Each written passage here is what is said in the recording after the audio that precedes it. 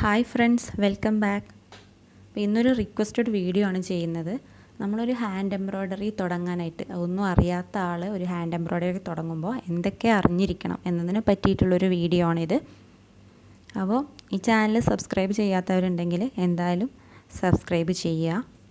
നമുക്ക് വീഡിയോയിലേക്ക് കടക്കാം. അപ്പോൾ നമുക്ക് ഏറ്റവും ആദ്യം എംബ്രോയ്ഡറി ചെയ്യാൻ ആവശ്യം ക്ഷമ തന്നെയാണ്. നമ്മൾ നല്ല ഒരു ഡിസൈൻ മുഴുവനായിട്ട് ചെയ്യണമെന്നുണ്ടെങ്കിൽ ഒരുപാട് ടൈം എടുക്കും ചിലപ്പോൾ. അപ്പോൾ പകുതിയിലിട്ട് പോകാനൊന്നും പാടില്ല. അപ്പോൾ അതിനാണ് ക്ഷമ നമുക്ക് നന്നായിട്ട് വേണമെന്ന് പറയുന്നത്. അപ്പോൾ നമ്മൾ ആദ്യം കാണിക്കുന്നത് എംബ്രോയ്ഡറി ഫ്രെയിമാണ്. ഇതിനെ ഹൂപ്പ് എന്നും പറയും. അപ്പോൾ എല്ലാ ഷോപ്പുകളിലും ഇത് കിട്ടുമെന്ന് തോന്നുന്നു. ഇത് രണ്ട് ടൈപ്പിലുണ്ട്, ഫൈബറും ഉണ്ട്, വുഡൻ ടൈപ്പും ഉണ്ട്. എൻ്റെ കയ്യിലുള്ളതൊരു വുഡൻ ടൈപ്പാണ്.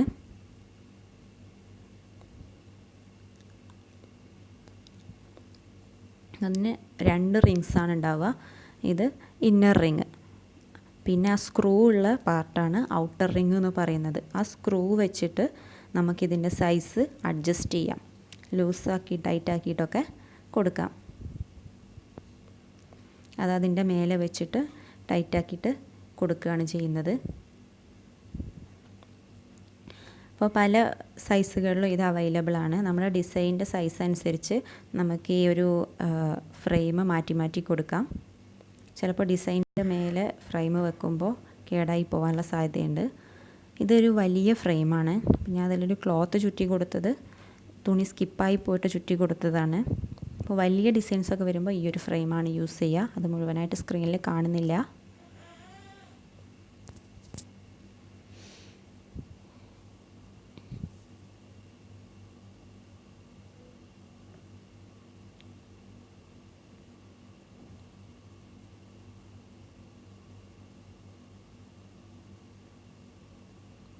അപ്പോൾ നമ്മൾ ഈ ഒരു ഫ്രെയിമിൽ ഫാബ്രിക് കൊടുക്കുമ്പോൾ എപ്പോഴും ശരിയായിട്ടുള്ള ഫാബ്രിക് തന്നെ തിരഞ്ഞെടുക്കാനായിട്ട് നോക്കണം. പല ടൈപ്പ് ഫാബ്രിക്സും കിട്ടും. അപ്പോൾ അധികവും ഇങ്ങനെയുള്ളൊരു തുണിയാണ് നമ്മൾ യൂസ് ചെയ്യുന്നത്. ഇത് ലിനൻ തുണിയാണ്. അപ്പോൾ എപ്പോഴും ഹാൻഡ് എംബ്രോയ്ഡറി ചെയ്യുന്ന തുണി നമ്മൾ നീഡിൽ അതിൻ്റെ ഉള്ളിലൂടെ വലിച്ചെടുക്കുമ്പോൾ കറക്റ്റായിട്ട് എവിടെയും തങ്ങാത്ത രീതിയിൽ പുറത്തേക്ക് വരണം. അപ്പോൾ അതിൻ്റെ നൂലിഴ കുറച്ച് വിട്ട് നിൽക്കുന്ന രൂപത്തിലായിരിക്കണം, അകലമുള്ള രൂപത്തിലായിരിക്കണം. അപ്പോൾ അതിന് വേണ്ടിയിട്ട് ഇങ്ങനത്തെ മെറ്റീരിയലാണ് ഏറ്റവും നല്ലത്.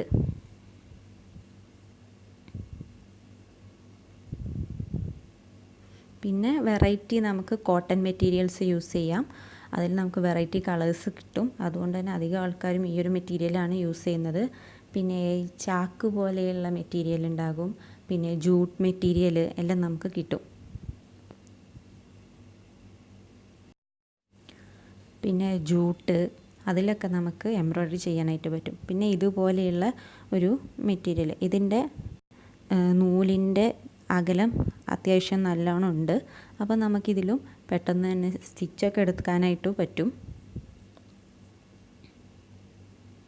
പിന്നെ മസ്ലിൻ ക്ലോത്ത് എന്ന് കേട്ടിട്ടുണ്ടോ? ആ ഒരു ക്ലോത്തും നമ്മൾ ഈ ഡിസൈൻ ചെയ്യാനായിട്ട് യൂസ് ചെയ്യുന്നുണ്ട്.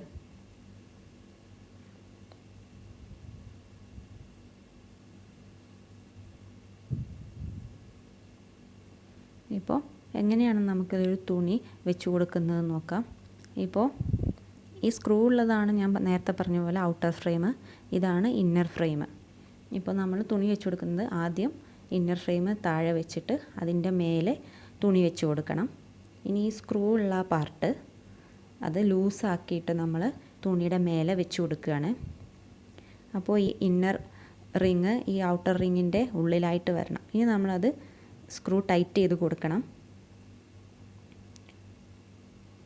തുണി അതിൽ നിൽക്കാൻ പാകത്തിൽ ടൈറ്റ് ചെയ്ത് കൊടുക്കുക. അതിനുശേഷം തുണി ഒന്ന് വലിച്ച് ടൈറ്റ് ചെയ്താൽ മതി. നമ്മൾ നൂലൊക്കെ വലിച്ചെടുക്കുമ്പോൾ കൂട്ടത്തിൽ തുണിയും പോരാൻ പാടില്ല. അപ്പോൾ അത്യാവശ്യം ടൈറ്റായിട്ടുണ്ട്. അപ്പോൾ ഈ ഭാഗത്താണ് നമ്മൾ ഡിസൈൻ ചെയ്യുന്നത്. ഇതതിൻ്റെ അടിഭാഗമാണ്. ഇവിടെ അല്ല കേട്ടോ ഡിസൈൻ ചെയ്യുക, മേൽഭാഗത്താണ്.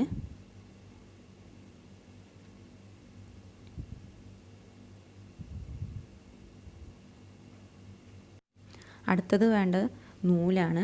നൂലുകൾ നമുക്ക് പല നിറത്തിൽ കിട്ടും. പെട്ടെന്ന് തന്നെ എല്ലായിടത്തും അവൈലബിൾ ആയിട്ടുള്ളൊരു സാധനമാണിത്.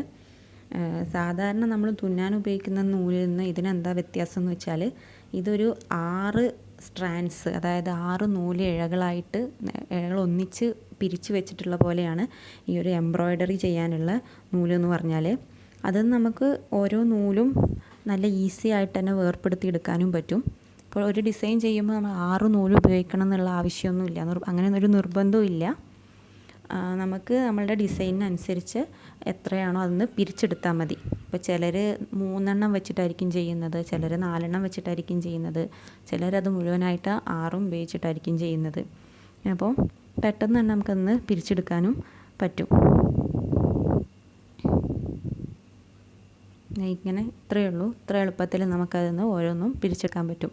അപ്പം നമുക്ക് നല്ല കട്ടിയുള്ളൊരു ലൈനാണ് വേണമെന്നുണ്ടെങ്കിൽ 6 ഒന്നിച്ച് യൂസ് ചെയ്യാം. അതല്ല തിന്നായിട്ടൊക്കെ ആണെന്നുണ്ടെങ്കിൽ 3ഓ 2ഓ, അതല്ല അതിലും വളരെ തിന്നായിട്ടാണെങ്കിൽ ഒരു സ്ട്രാൻഡൊക്കെ യൂസ് ചെയ്താലും മതി.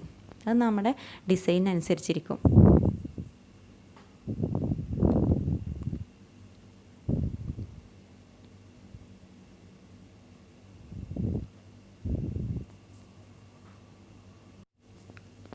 ഇനിയുള്ളൊരു ഇമ്പോർട്ടൻറ്റ് തിങ് എന്ന് പറഞ്ഞാൽ നീഡിൽസാണ്, സൂചി. അപ്പോൾ ഇത് പല വലുപ്പത്തിലുള്ള സൂചിയും അവൈലബിൾ ആണ്. അപ്പോൾ നമ്മുടെ സാധാരണ സൂചിയിൽ നിന്ന് ഇതിനെന്താ വ്യത്യാസം എന്ന് വെച്ചാൽ, ഇതിൻ്റെ അതായത് നമ്മൾ നൂല് കോർക്കുന്ന ആ ഒരു ഗ്യാപ്പില്ലേ, അതൊരു ഹോളില്ലേ, അത് കുറച്ച് വലിപ്പം കൂടിയതായിരിക്കും. നമ്മൾ സാധാ തുന്നുന്ന നൂലിനേക്കാളും ഇതിൻ്റെ ഹോളെന്ന് വെച്ചാൽ കുറച്ച് വലിപ്പം കൂടിയതായിരിക്കും. ഇത് പല സൈസ് ഉണ്ട്. നമ്മൾ ബീഡ്സൊക്കെ കോർക്കാനായിട്ട് വളരെ ചെറുത് ഉപയോഗിക്കും. അതുപോലെ വേറെ സ്റ്റിച്ചുകളൊക്കെ ആണെങ്കിൽ നമ്മൾ അതിനനുസരിച്ച് ഓരോ സൂചികളും മാറ്റി കൊടുക്കും. എപ്പോഴും ശ്രദ്ധിക്കുക അതിൻ്റെ അതായത് നമ്മളിപ്പോൾ എംബ്രോയ്ഡറി ചെയ്യുന്ന ആ 6 സ്ട്രാൻഡ്സും ഒന്നിച്ച് ഇടാൻ കഴിയുന്ന രൂപത്തിൽ, അതായത് ഈസി ആയിട്ട് അതിൻ്റെ ഉള്ളിൽ കൂടെ കടന്നു പോകാൻ കഴിയുന്ന അത്രയും വലിപ്പമുള്ളതായിരിക്കണം. അതുകൊണ്ടാണ് എംബ്രോയ്ഡറി നീഡിലിന് അതിൻ്റെ വലുതായി തന്നിരിക്കുന്നത്. പിന്നെ അതിൻ്റെ കൂടെ അധികം ഉണ്ടാവും ഇങ്ങനെയൊരു സാധനം. എന്താണെന്ന് അറിയാത്തവരുണ്ടെങ്കിൽ പറയാണ്.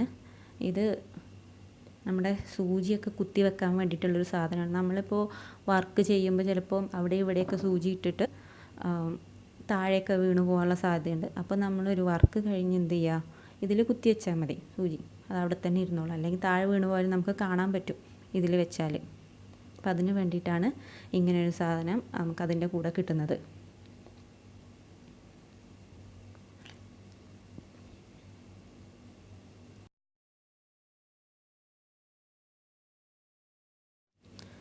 ഇങ്ങനൊരു സാധനം കണ്ടിട്ടുണ്ടോ?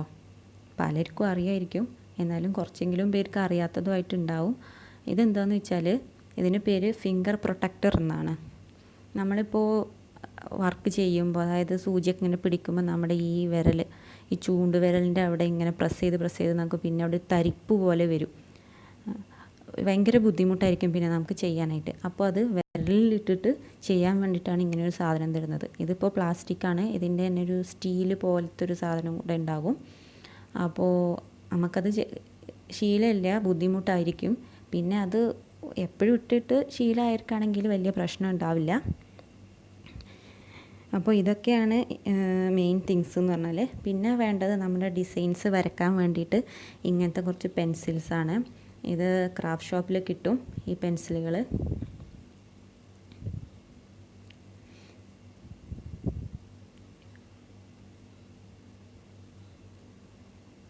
അപ്പോൾ അത് വരയ്ക്കണം നമ്മുടെ തുണിയിൽ. ഇപ്പോൾ അതിൻ്റെ താഴ്ഭാഗത്ത് ഒരു കട്ടിയുള്ള സാധനം വെക്കാത്തതുകൊണ്ടാണ് അത് അങ്ങനെ വരുന്നത്.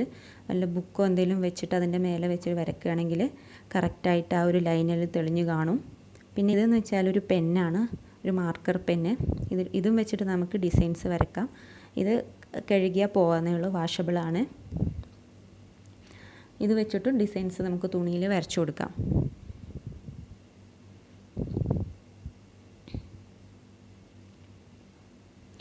പിന്നെ വേണ്ടത് ഇത് ട്രേസിങ് പേപ്പർ എന്ന് പറയും. ഇതിന് പകരം കാർബൺ പേപ്പർ, നമ്മൾ സാധാ കോപ്പി ചെയ്യാൻ ഉപയോഗിക്കുന്ന കാർബൺ പേപ്പർ ആയാലും മതി. ഇത് ട്രേസിങ് പേപ്പർ പല കളറിൽ കിട്ടുന്നതുകൊണ്ടാണ് ഞാൻ എടുത്തത്. ഇത് 2 ഭാഗം ഉണ്ടാവും, ഈ ഭാഗത്ത് കളറും ആ ഭാഗത്ത് കളറില്ലാത്തതും. അപ്പോൾ ആ കളറുള്ള ഭാഗം തുണിയിൽ വെച്ചിട്ട് അതിൻ്റെ മേലെ ഡിസൈൻ വെച്ചിട്ട് വരച്ചാൽ അതങ്ങനെ തുണിയിൽ പതിഞ്ഞോളും. ഇല്ല, നമുക്കൊരു ബുക്ക് എന്തെങ്കിലും വെച്ച് കൊടുക്കണം. അപ്പോൾ താഴെ ഒരു കട്ടിയുള്ള എന്തെങ്കിലും വെച്ച് കൊടുത്താൽ കറക്റ്റായിട്ട് അവിടെ വീണോളും. പിന്നെ ഇങ്ങനെ വെച്ച് പ്രസ് ചെയ്താൽ കണ്ടോ, അത് അങ്ങനെ അതിൻ്റെ കളർ പിടിക്കും. ഇങ്ങനെയാണ് നമ്മൾ അധികം ഡിസൈൻസ് വരച്ചു കൊടുക്കുന്നത്. ഫ്രീ ഹാൻഡ് വെച്ചിട്ട് വരയ്ക്കാൻ പറ്റുന്നവർ അങ്ങനെയും വരച്ചു കൊടുക്കാൻ നിർബന്ധമൊന്നുമില്ല. ഞാനൊന്ന് കാണിച്ചു തന്നേ ഉള്ളൂ. പിന്നെ ഏറ്റവും അത്യാവശ്യം കത്രിക. നമ്മളിപ്പോൾ ഒരു വർക്ക് ചെയ്യാൻ വേണ്ടി ഇരുന്ന് പകുതിയിലൊക്കെ എത്തുമ്പോഴായിരിക്കും കത്രിക തിരഞ്ഞു നോക്കുന്നത്.